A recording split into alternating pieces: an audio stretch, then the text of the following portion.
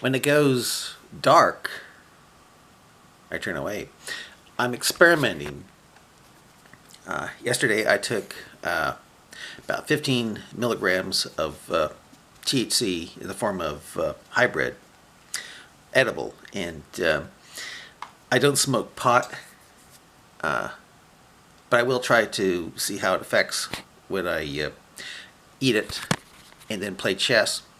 And even though I got stoned, I guess you could say, on the hybrid 15, I don't know if it really stoned me, but I definitely felt different. It didn't affect my chess playing ability. I was actually got better. It seemed I was kicking the computer's butt on the mid level of AOL chess, and I just took some tonight. I took some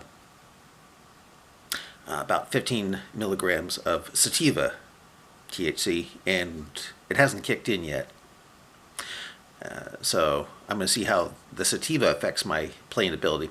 Supposedly sativa affects you more cognitively than the other stuff. Who knows? I'm hearing getting mixed messages about pot. For the longest time, I've been hearing THC helps with Alzheimer's. Well, I went to a place, a dispensary, and they got a little brochure, and it's not THC. They say it's the CBD that fights Alzheimer's. So it's like, oh, if they can't get their if they can't get their information right, I'm going to think they really don't know, and they're just, kind of scares me away from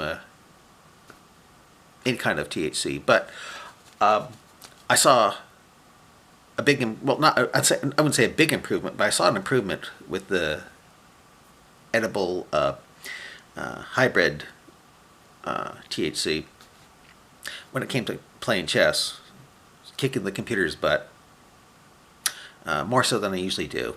And so I'm not going to try with the sativa 15 milligrams to see what happens here. Yeah. Okay. Time to move. I'll move here. Yeah. That's it. And it will move.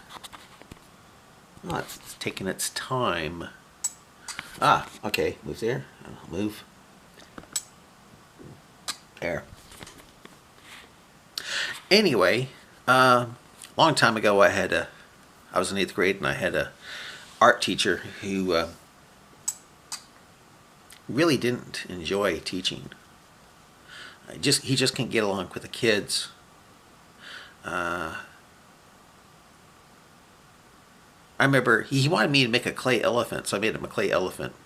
And within a week, the whole thing had been turned into spitwads. If you can call them spitwads, something to throw. The kids totally destroyed it. Turned it into a bunch of spitwads, or things to throw at the teacher and stuff like that. And one time he freaked out, and there was this kid. He put his shoes on the desk, or on the table, I guess you say. The teacher said, "Put your shoes, put your feet off the table." The kid couldn't put them down, but then the kid went back and put them back up there, in front of him, showing defiance. And that art teacher just went nuts. He grabbed the kid, took him out, started slamming against the wall, and the wall was going crash, crash, crash, crash, crash. And the kid comes in with a broken belt buckle, and he says, "I'm going to sue your ass. I'm going to kill you. I'm going to sue you." He didn't call sue your ass, but I'm going to sue you, And his hair was messed up too. He ended up dying somewhere. But I'll tell you, that place, it was like something out of a horror movie. The kids were just getting killed off all right and left, usually through accidents and stuff. But it was boring. It was a small town, and so a lot of them would drive drunk and or whatever, and end up getting killed. I think that's what happened to him too. But anyway, my teacher, one of the last words he said to my brother was, "Don't teach. Whatever you do, don't teach." Yeah. Didn't take the advice, because then I became a substitute teacher. But anyway, what happened was I'm gonna move this thing right here. Yeah. what happened is that one time he was on this country road, and there was a car ahead of him, and a cow walked out in front of the car ahead of him, and a car ahead, yeah, and the car ahead of him hit the cow. The cow flew up and it landed on my art teacher's window. He lost control and hit a tree. And it was killed. That was the end of my art teacher. And due to the cow being in it was wrong place at the wrong time. And anyway, about 20 years after that, I became a driver for car parts. I'd have a pickup and I'd drive it around. The company I was working for,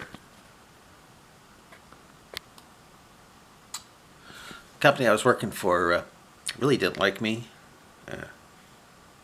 Well, they were standing all the time at their computers doing the inventory and stuff, and here I was able to go drive around, and I was making a minimum wage, but I kind of liked that job.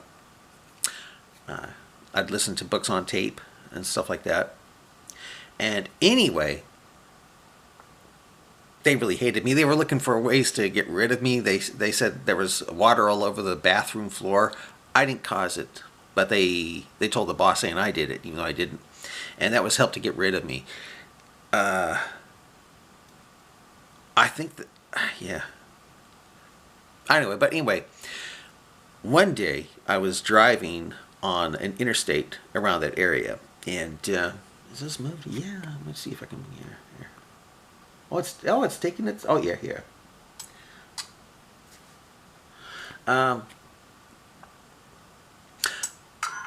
One day I had mud flaps in the back of my pickup that I used to do the delivery with. And the mud flaps, I was going down I-5. Was he? No, it was another interstate. And it was around rush hour. It was around 5 o'clock, and cars were just really zipping, trying to get home. They weren't in a big. It was like rush hour, but it was a rush because they weren't backed up. They weren't slowing down. It was not like something out of L.A. It was cars were going really fast. And what happened was I was able to go fast too. So the wind built up some wind, and it blew some mud flaps out of the back of the pickup. And blew them out of the pickup, and they flew on the median, yeah. And I thought, oh my gosh, I'm gonna have to pick up those mud flaps. But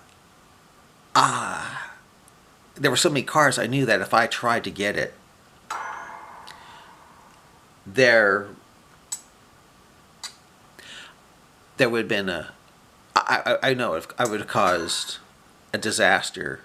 Probably what would happen was a car would try to swerve out of the way to keep from hitting me, and then it would hit another car, and then it would be like a big catastrophe.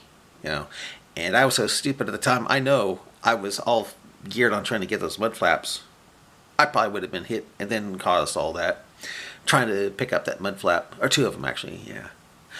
But anyway, right when they blew out of the back of my pickup, a van behind me was somehow able to slow down to get them. And before I knew it, two guys had the mud flaps in their hands, and they presented them to me, saving my life and the lives of others, because I'm pretty sure if I went, I would have been like that cow that killed my art teacher. And before I could pay them, or I don't know if it was like it was so fast. They're probably in their 20s. The van was green, and I don't know. They looked kind of, I don't know, maybe Portuguese or something like that. Yeah, kind of olive skin, olive complexion. Yeah,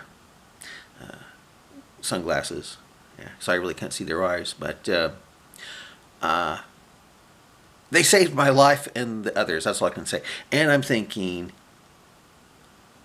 maybe it was God that kept me from killing, having this horrible thing happen by trying to get those mud flaps. So it seems like it might have been an angelic experience because it happened so fast. And I wasn't expecting, they saw the mud flaps go out of the back and they stopped and were able to get them, and there I was,